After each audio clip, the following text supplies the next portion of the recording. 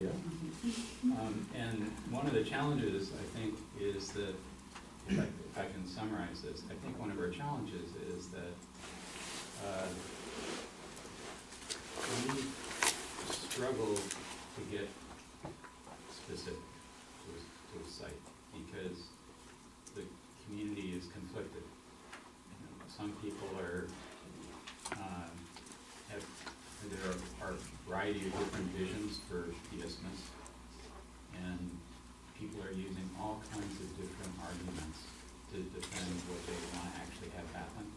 And it's sort of a roundabout process. So, and that makes that challenging. That site is challenging. There are folks that are answering this from the argument of start small, do an easy win. And the typical example is Griswold's, without any acknowledgement or understanding of how complicated that site is, how little return there is in terms of public investment. So that's the other side of their argument. And then we have an immense number of opportunities in our downtown. And they all are very different kinds of projects, which could attract different partners and could require, in some cases, very little from the city, other than perhaps a piece of property. And actually, the city is in a property-rich position, as long as there is public value to be gained from a partnership that would use public property. So resources might not be that finite in one context.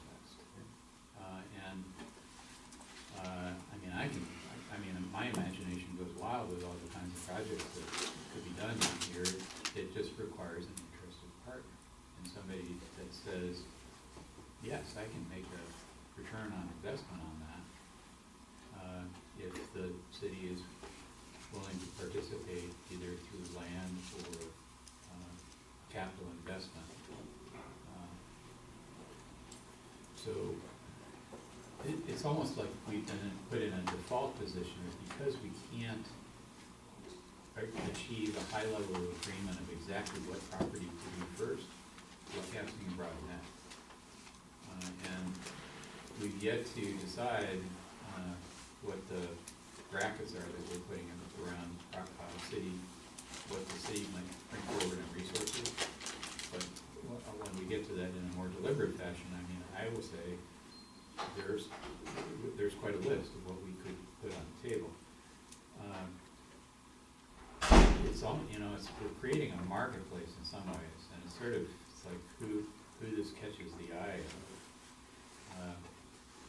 I have my own preferences in what we do, and I have not been bashful in expressing my biases, although when I do that, I get beat up a little bit. But at least I'm transparent in my own biases. But it's not to say that the things that I want are going to happen at all. As a matter of fact, quite often they don't. So, but I think we're in a situation where, and that's my response today. But I want to see from committee members, is that a good, okay? Summary in terms of why we're throwing a broad net rather than nailing down a single property, or we're being more specific in terms of what we're after. And that's why we're saying partners in a broad way, rather than we want a developer to do this on this piece of property. I guess my reaction is, yeah, I think a lot of what you said is accurate. I think the question of who you're partnering with is somewhat driven by which geography you're working on. Yeah. But I don't think the question of geography is what's before us right now. But I think we're talking about who we're going to partner with. And so I'm finding the question of working with community groups, non-profit groups, and such really a little bit challenging, because I really haven't considered a project sponsored by the Olympia Library, where they're the main proponent. It had not been on my radar at all. I had been working with a mindset of private developers who were profit-driven. In some of our discussions at the open houses where this has come up, one of the ideas was, if you had a private developer who was willing to do it, we would, in the RFP, and do everything we can to introduce that developer to these groups to find partnerships and coalitions and support. For example, a good public-private development, let's say on the isthmus, just because it's big enough scale, might be anchored with a library. And they would want to know, what would it take to get a library? Because we could design a place with mixed use and public amenities and open space and park and so on. Can you deliver a library? Well, we'd have to talk to them and talk about what it would take and the politics of that. And some of these might require a bond issue, which meant going to the public and so on. So one model is, with full acknowledgement of the important role of the public and community groups, is to find a private developer who would work with them. Because it's going to require, I mean, the biggest vision for the highest level of success, as suggested, requires both public and private investment. But it's the privates that we need to get to the table, and we need to make sure they're willing to work with, and, the public entities. So that's a different model. So we don't have to solicit specific proposals. We just have to make sure we integrate their ideas and the importance we suggest that they bring to the table to the privates. As we look at this question of who we partner with, I see it being addressed in this structured conversation document under 1A. Let's see, under 3G, and then also, of course, under 4B.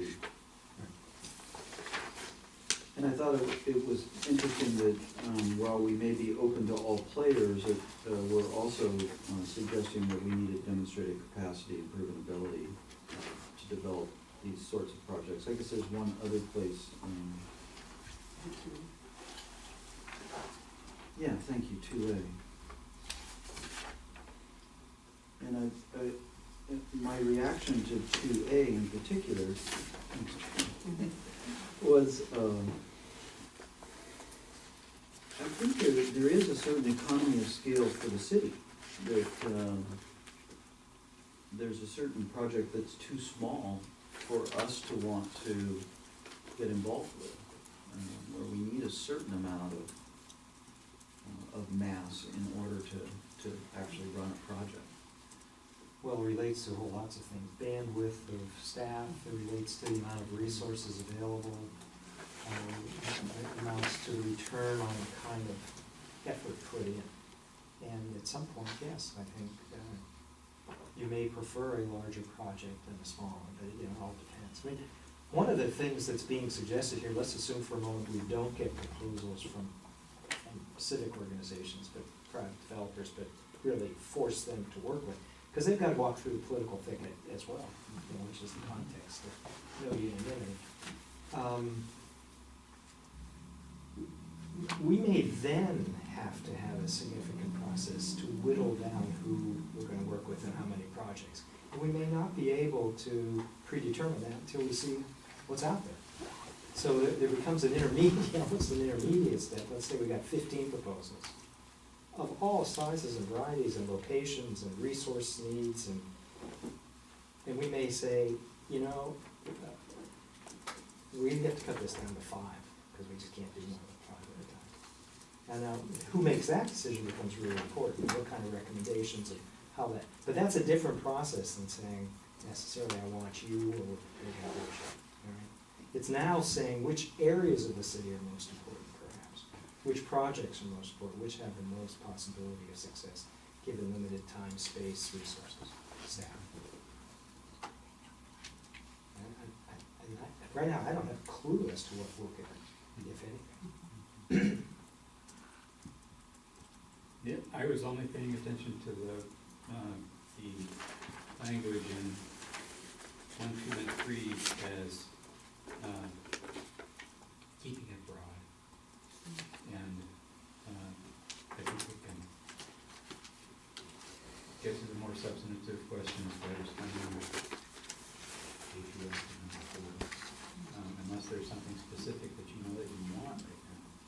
You know, I would just offering, you know, amended language to 1A to just say, we're casting a broad net, so we're soliciting interest in private development, seeking to identify potential partners, and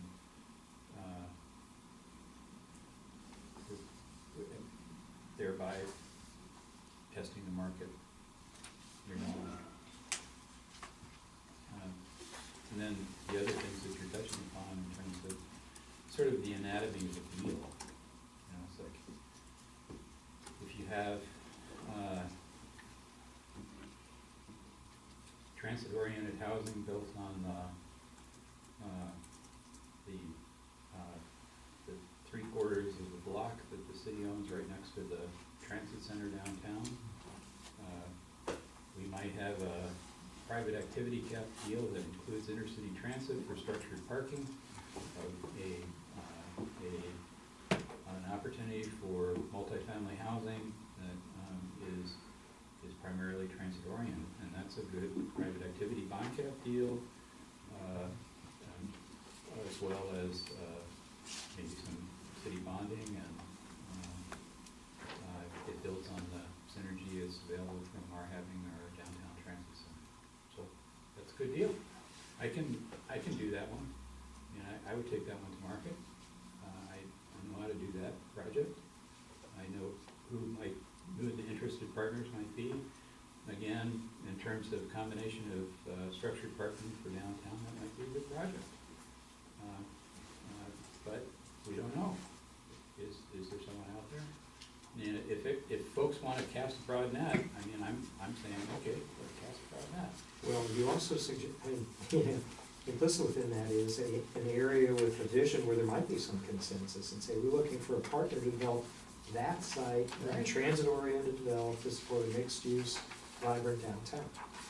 And not just, and really go after those particular developers who would be interested in that kind of a project. That kind of a project, well, we could, and I mean, I'm hoping that things will surface as realities through this process. But I'm dealing with a community that is conflicted over specific properties and sort of all tangled up over, you know, some.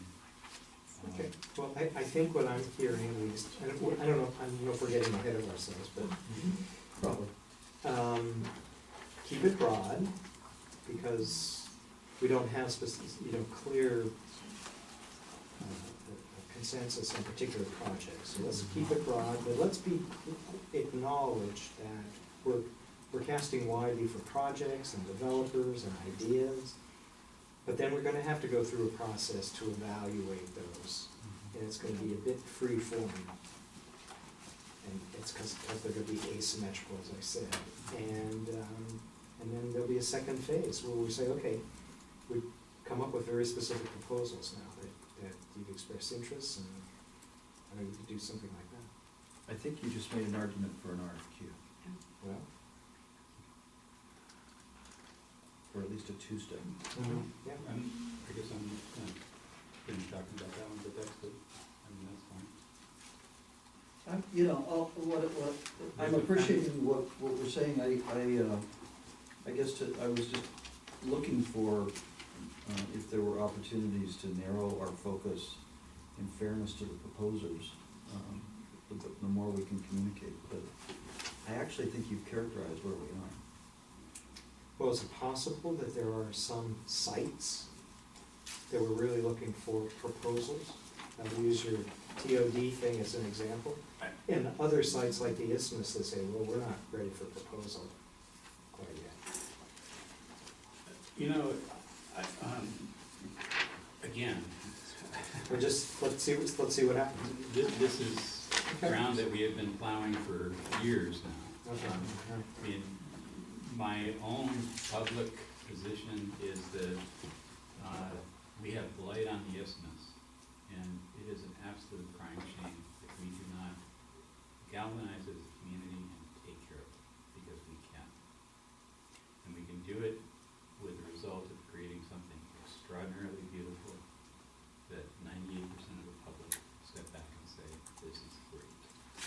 We can do that, but I have not been able to push us over the edge and say, let's do it. Get everybody to cheer and say, let's do it, but that is the place that people continuously go back to because it provides a scale in terms of the available property. It has a feasibility gap in the public or in the private market that can be closed with very consequential positive public benefit. But it's hard to get people over the edge on that one. And so we're nibbling around the edges. There's a lot of opportunity in this community. It is a matter of trying to galvanize people around an approach and a site, and I think that we're still casting a broad net because we can't come to agreement. So just to play it out then, what I'm hearing is submit either an RFP or an RFQ. And let's take the hard one. I mean, I don't know who else all in this public meeting. Let's say someone says, I'm a developer who would like to take on the Isthmus challenge. I understand all of its history and all of the difficulty in reaching consensus. Here's my background in other kinds of project of equal, this isn't the only community that have had these issues. But what I'd like to do is be given an opportunity to work with the community to develop a plan. And I'd like to have an opportunity for 6 or 8 months with an exclusive opportunity to buy some of this property out there. So, not exclusively meaning no one else can get it, doesn't mean you're gonna sell it to me. To see if I can forge a vision that we can create some political momentum around, because it's not gonna happen by itself, but this is what I do. Wouldn't that be a good result? Now, it may not happen, they may be unsuccessful, but don't we need to invite that kind of developer if we can find one that's willing to take this on? If I had a high level of agreement that we would only focus on the Isthmus, then the answer would be yes. But I think that there's a mixture of interests from people saying. Well, I wouldn't exclude other parts of town, but I'm saying, Okay, if someone, this is where we have plowed this ground over and over again. well, I mean, we could either take the Isthmus off the table, or we can leave it on the table. If we leave it on the table, then it seems to me we need someone who's going to respond with an RFQ who the community can buy into as someone worth spending some time working with. So in that context, yes, that makes sense. Okay, well, then we should keep that option open. Right, but others who may want to come up with an RFP with a specific project should be allowed to do that too, and we'll see what we can get. Yes. Okay, all right, just to clarify, just.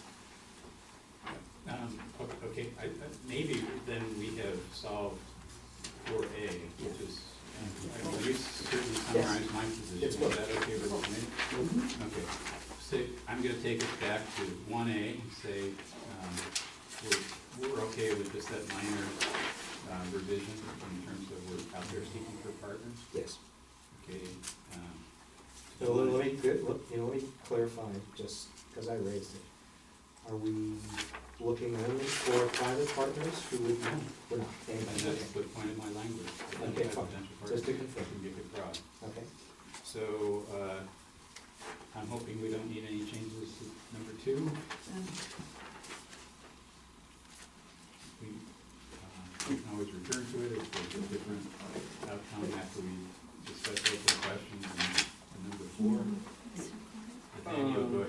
couple things. So, dying to get in there.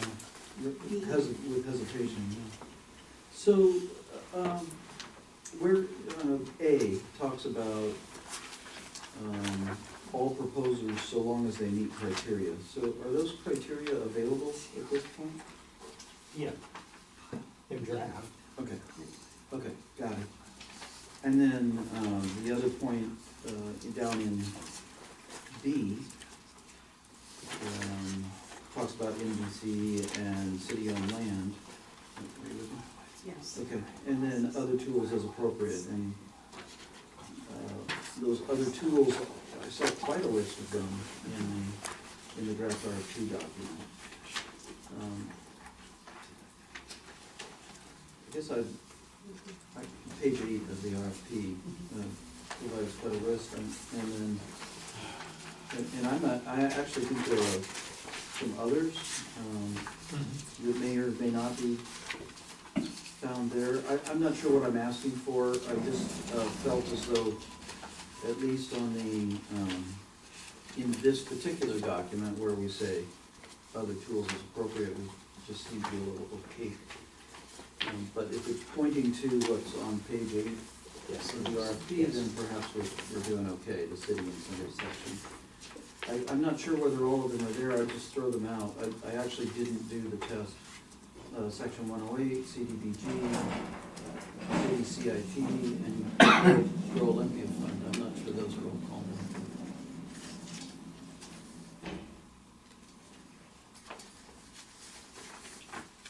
So just use- Say- so you're saying just the stuff that was listed here, you're going to put in here? Well, so I started at 2B, and I think it points to page 8 of the RFP, so now I've taken us to page 8, and I don't think I need a change on 2B. It just launched my thinking about what's listed on the 8 now.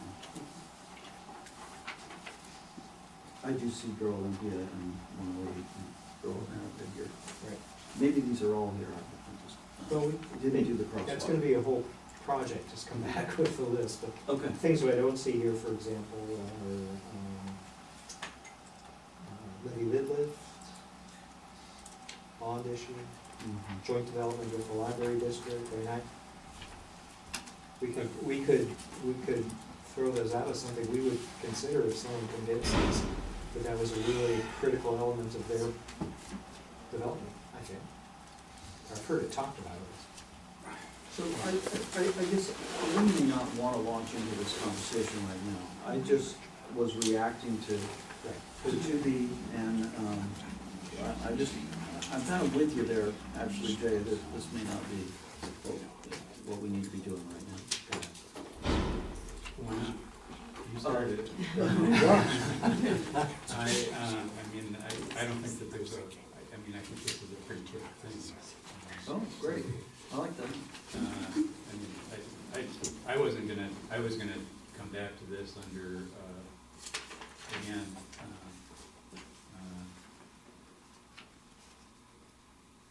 what incentives should the city include under 4D? but why not There it jump all is, over there it? it is, okay. So, you just mentioned a few things, is there anything else? The Lid Lift and Bond, just got added to the list, yeah. Yeah, I actually wouldn't, I wouldn't include it over the those groups. I guess this was other council members might want to. Well, that seems really more a means to an end, in other words, if Yeah. you're gonna put in money, you may have to raise it. Developers aren't gonna be very happy to have their development contingent on a Exactly. tax vote, I mean, to be honest. Yeah, and I don't think a levy lid lift fits this, That's fine, yeah. okay. I do think that potential bonding, on a long-term project, if the library is a partner and is an interested partner, then I think a library bond could be a feasible thing, but that's for a long-term project. If that emerges from this process, then we'll have a developer that's savvy in terms of working that through a process. So I would, I would generally refer to things like, property trades, trades of right of way. I would just say bonding, deferred costs of infrastructure. I think those could be reasonably added as things that could be discussed from the city contribution. All of those things can be done more expediently or fairly expediently. Non-voted bonds, is that what you mean? Yes.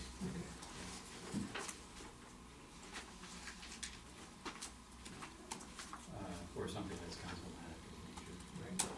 Okay. Yeah.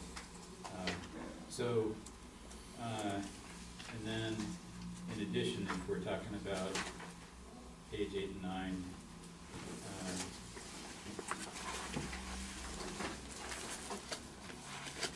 the city incentives, for me, I have been talking about this, everybody's been nodding their heads, but yes, they've been nodding their heads. Just to spell it out, shared costs on amenities that have a direct public value, and an example of that is structured parking. So,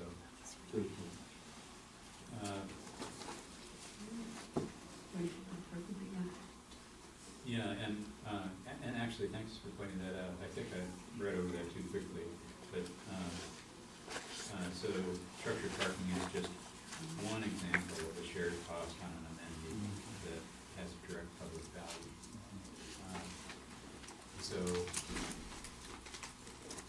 Anyway, Or other, yeah, Yeah, for example, that the parking I structure. think I would use parking as for example. In the, other things that, have been done in Seattle, for example, is, a building will have, incorporated into it, public access viewing, of one. That's incorporated in the structure of the building with clear public access. And that can be a public amenity.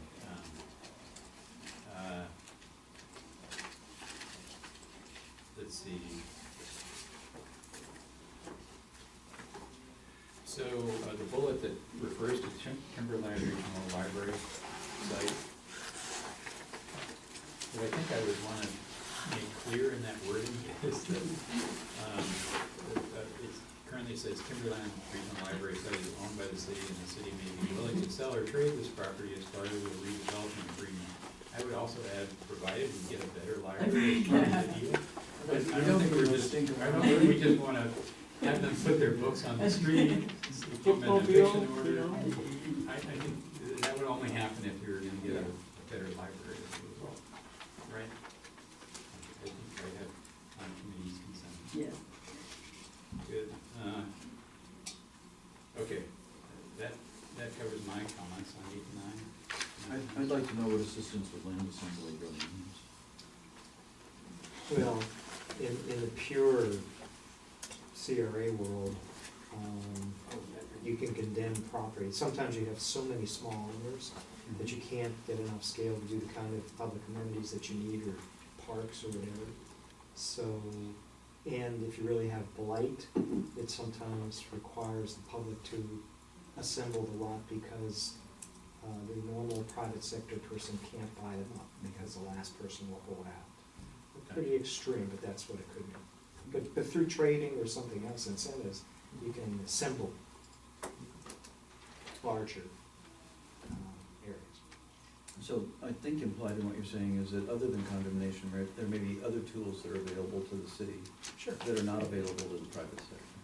Definitely.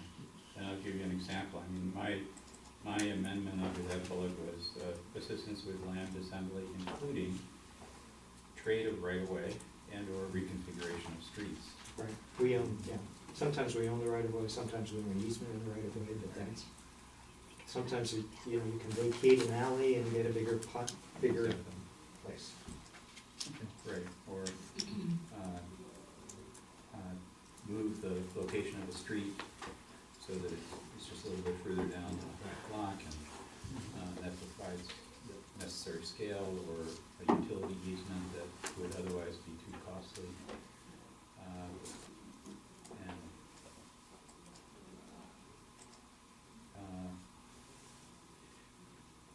I have this at a different spot, but, just for everybody's entertainment, I do wanna come back to defining both friendly and adverse condemnation, so that we spell it out. Sure. So, So everybody understand that distinction? Thank you. So, anything more on, page 8 and 9? Can we Not here. go back to that, list? I can jump in on Certain 3A. members. Well, okay, so we've gotten down to 3A, all right, go for it. Well, there's just an emphasis on innovative approaches to public involvement, both here and in the RFP. And while I don't have anything against innovation, I'm much more interested in effectiveness. There's nothing wrong with tried and true. So it just was the emphasis on innovation, that was, again, I don't have any problem with innovation. It's fine. I've seen some developers who will literally subcontract with a firm with local roots who will make sure public input is encouraged, solicited, brought together, facilitated. Yeah. That's good, thank you for that. So, I have 3D. This was a place where I thought that we could make reference to our vision, which we've all agreed we were going to succinctly craft into a single paragraph, but we're trying to, so remember what we're after: active waterfront, active urban library, retail and theater, market district, all those things. So, I thought the vision word might fit in that one. And then, return on investment. I think that's an important one. I also think it's important to mention in the same place, we're looking for return on investment. We're also looking for public benefit that is commensurate with any public investment. Yeah, that's what it actually You think it talks says about, that? the long-term community benefits. I mean, these are gonna be spelled out in more specificity, but it can include everything Okay. from tax increments that are measurable to creating the cityscape and the vibrancy and so on, which is harder to measure, but palpable and tangible. So, maybe the thing that would, and, obviously, we're wordsmithing here, but we're also gaining some No, understanding. no, Yeah, so maybe it's just simply saying that we, long-term, maybe it's just inserting the word measurable. So, I understand that there's more detail elsewhere, but, Sure.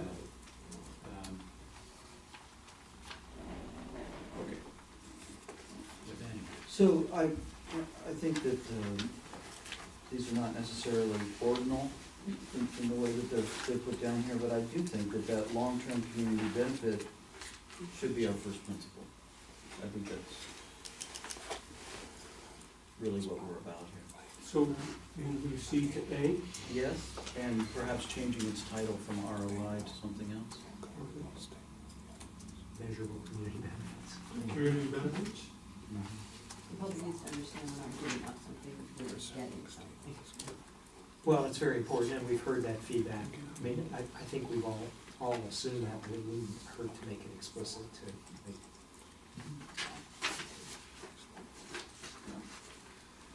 Okay. Elmer?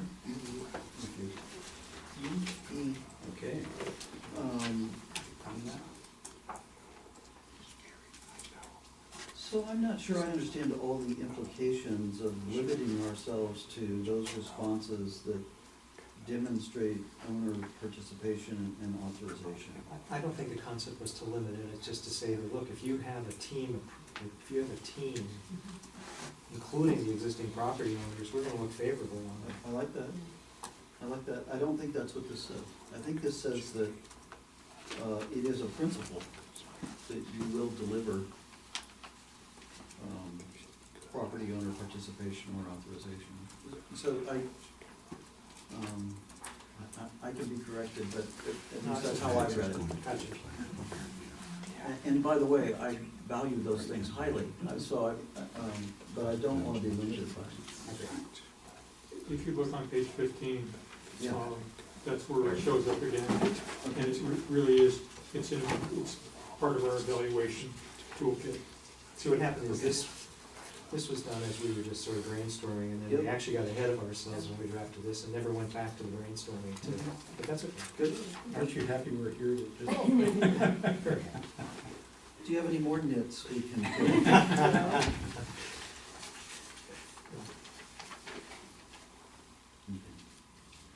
Onward? I think I beat up 3G already in this evening's discussion. Just jump that forward. When we can go over this all again. So should I jump to H, is that what you just said?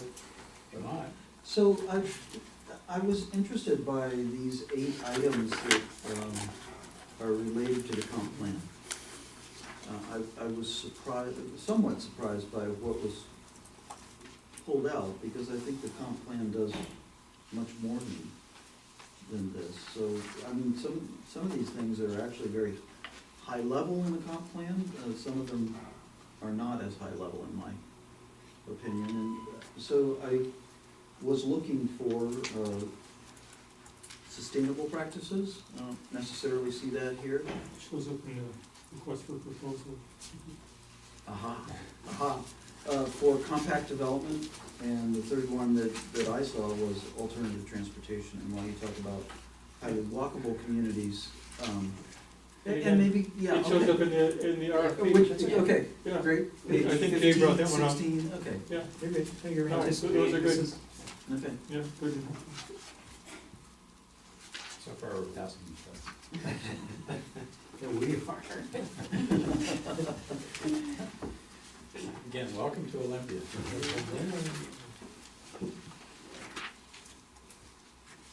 4? Lead on. Wow. Julie? I wanna go back to what, no. Good. Or, yeah, the only thing I is just, support the CRA process and from the downtown, aren't we calling it a strategy instead of a plan? We're heading in that direction. Okay, just if we do that, keep them. So I think we've addressed 4A, U, D, and E. Am I right? I think A, it's both, B, it's all, D, it's many, we listed that, and E is large. And the only question is what the selection process would be in light of the fact that we've just put everything potentially on the table, how do we deal? I think what's implicit within that is a phased process, where we'll see what we get, and we'll have to then do a second round to narrow it in some way.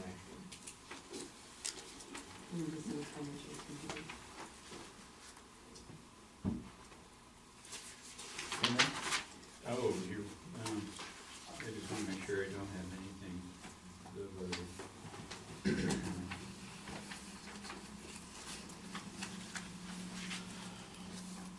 I have some little things for the letter, but then we can come down to that.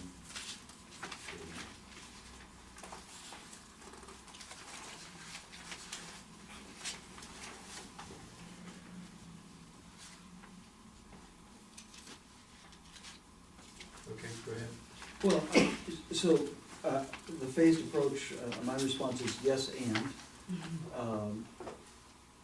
I'm also looking for this discussion of, if it isn't a CAC, what sort of advisory group are we employing? And my own interest is that I think that we need some technical experts, people who are involved in development, people who are involved in finance, people who understand urban real estate, that sort of technical advice. But in addition to that, we've talked in this committee about having a public process. At some point of the phased approach, we've talked about giving the public an opportunity to weigh in the proposals. So I don't know where that falls, I don't know how best to accomplish that, how to facilitate that, but I think this being Olympia, as you've said several times this evening, that's a critical piece of the ownership of the projects by public.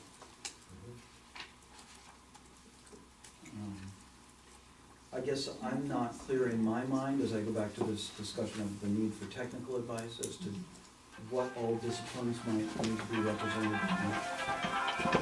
So what I'm imagining from that, and just to put it in words that is we would get all these things in. We would have a multidisciplinary committee, not too large, but multidisciplinary, representing stakeholders, but also who would review all of these and spend some time sorting and thinking with probably some staff support, and then make a recommendation on how best to proceed back to the council, which would be subject to public airing and comment. We would have to make sure somehow that, and I think developers would understand this, that their materials are probably gonna be open, and they're gonna be, their identity is gonna be open, and that's the way it's gonna be a beauty contest of sorts.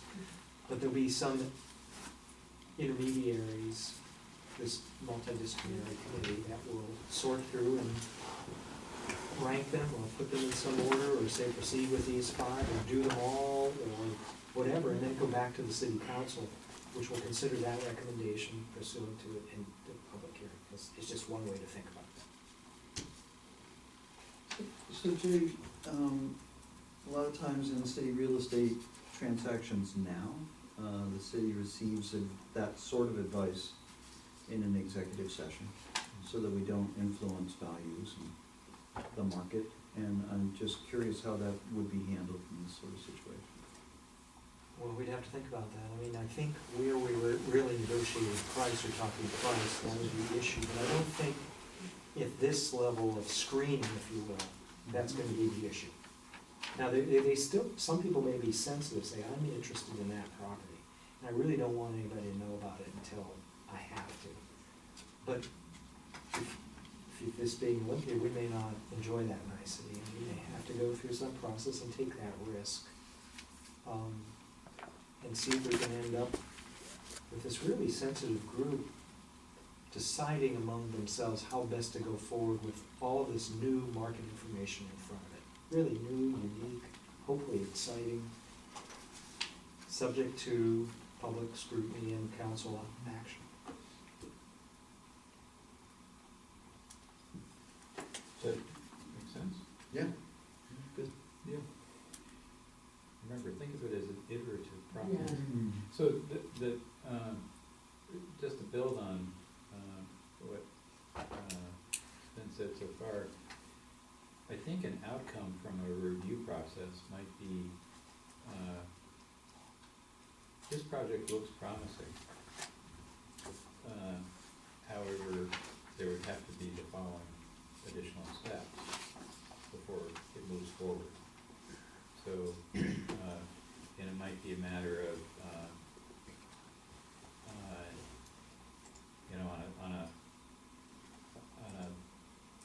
on one type of project, it might be, this person has outstanding qualifications, everything that they have done in other communities is really stellar, this is beautiful, we think that we could work with this person.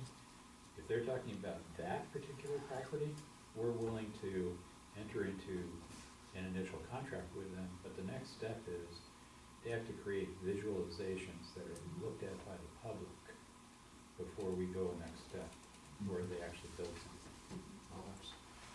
So that would be another element to the process. And remember, I mean, this is the CRA process, so what I think is particularly unique and important to understand about this process is, as ideas surface, there is then this opportunity to bring in the technical experts to make it possible. A project with expressed interest from the developer might then require urban planners to come in, or other design experts to come in and finish the detail and take it to a next step, once you have a qualified developer. So,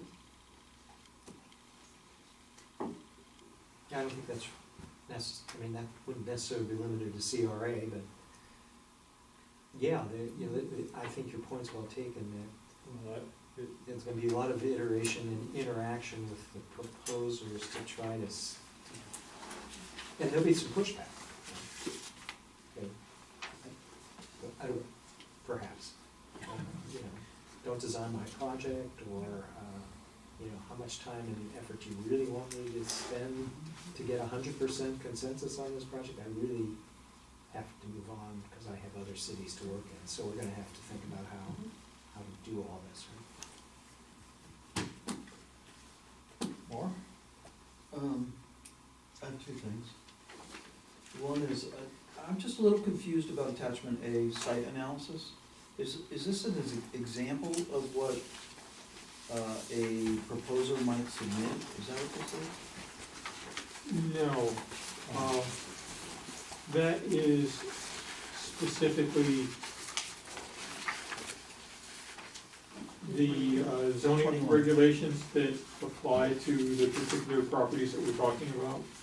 Those properties that are, and I still need to do some more work on this, but those properties that are in the urban waterfront and in the downtown business, which I would expand that section. Here are the parking regulations that apply. So basically, when a developer or anybody else picks this up, they look at this and say, oh, here are the standards that I'm going to have to live by. Okay. So attachment 1 is developer's submission. Right. Attachment 2 is city site analysis, but then I see exhibit ABC on page 23. Property appraisal? Correct. We do have property appraisals for the isthmus parcels. We did obviously when we acquired the isthmus parcels, we had appraisals done. And also when we did our feasibility analysis in 2009, we also did a fairly robust appraisal. Obviously it's from 2009, but. So as available, Correct. depending on which Yeah, property we're right. talking about. I think the Exactly. strategy here, and this would probably be online, but it would be to provide as much information that's publicly available as we can, so that they can make intelligent decisions, and that project that we are forthcoming with information. So I have one other question, and that is, so Jay, you've told us about the experience of other communities where they were able to say, this waterfront parcel, y'all come and tell us what you would do with this site, and we've talked about Olympia being a very different approach than that. And I'm just looking for some sort of indication of just how damaged we are in our process by being wide open, by not being able to communicate a specific community-wide goal for the next phase of development. Oh, I think someone who's entrepreneurial and looking for a good opportunity might see this as a great opportunity, that I can come in and influence the public by great design and putting this together, what the city is showing is a willingness to seek some help and some investment. But it's gonna be a challenge, but most developers know that, they're no easy projects. Communities care a lot about their community. But they also are entrepreneurial, and some have, believe in themselves, let's say, and wanna come in and show their work. If they think there's an economic potential here, that is, if they think there's an opportunity to make money, given the market and the potential and what the city's willing to do, they will take on these challenges and do everything they can to reach not consensus, but a strong enough sense that the public will be behind them. They know what that takes. The question is the return on their investment? And that's a question we just don't know. I mean, can they make enough money with certain kinds of retail, costs of building, how much does the city need to put in? We don't know, but we're gonna put our best foot forward is the whole idea. I guess, We're not gonna dwell on the fact that the city's, that, you know, that the city, you know, does not have a unified vision. You know, this is, but it's ripe for development if we can come up with a vision that can be attractive to people. That's what we're soliciting. I mean, sometimes it takes someone from the outside to put a mirror up and say, look, here's what we can do together.